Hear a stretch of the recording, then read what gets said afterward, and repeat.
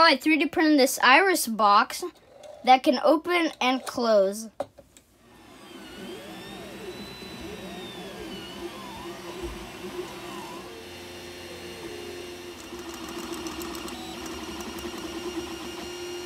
Once I 3D printed it, I put it together, and it's really easy too.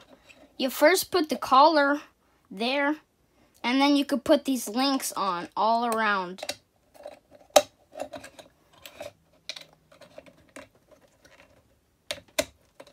You put the links there, and now you could put these little flaps.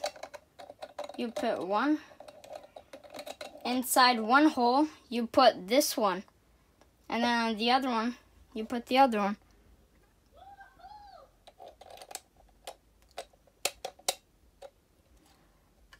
And that woohoo means you need to subscribe. So subscribe to my channel. And you could, then when you put this there, and you put this,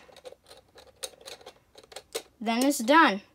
Like my video, subscribe to my channel, and tell me in the comments what to 3D print next. Next time.